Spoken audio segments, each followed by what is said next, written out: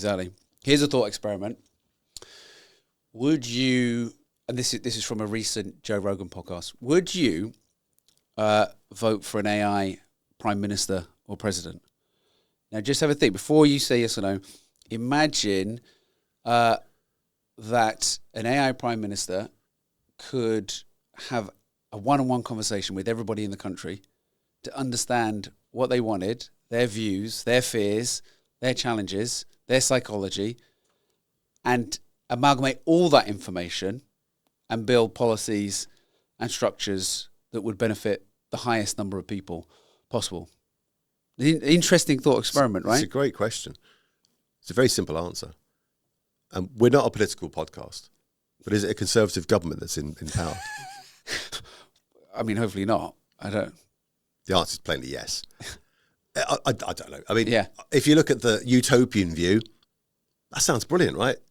Personalised politics to be so actually of the people, by the people, for the people. You know, with technology, sounds amazing, right? Sounds like a utopian science fiction film that someone should probably write. We should.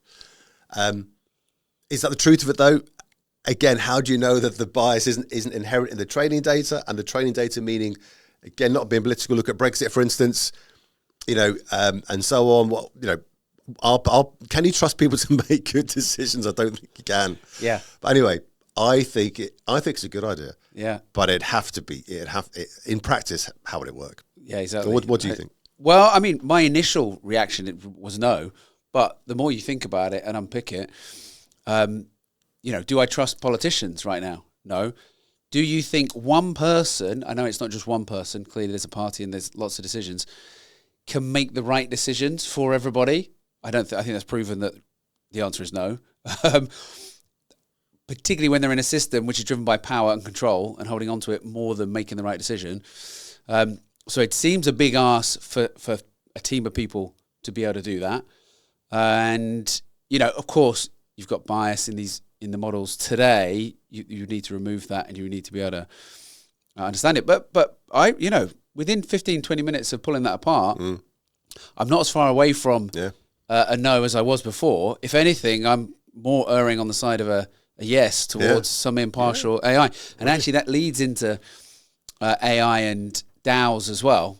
So, you know, these decentralized autonomous organizations that have been sort of piloted as new ways of working.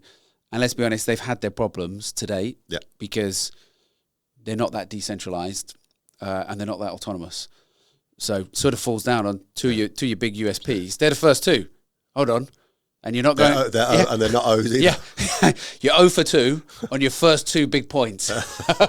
Okay, so there's some problems. However, you know, spice that up with a bit of AI, a dash of AI, and all of a sudden, imagine this. So you're part of a DAO, and there's an AI algorithm that can go and talk to every member of that DAO and find out what they want and find out how they would vote and find out, you know, where they want the organization to head and what's important to them, and can amalgamate all of those interest, discussions, viewpoints into something coherent to suggest a way forward. Now that's interesting all of a sudden.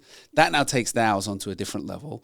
So I do think AI has a big role to play in terms of organizational structures, again, as a co-pilot rather than, you know, handing over all power straight away. And is that happening? I don't know if it's happening at the moment. I think, you know, we're not too far off that happening for sure.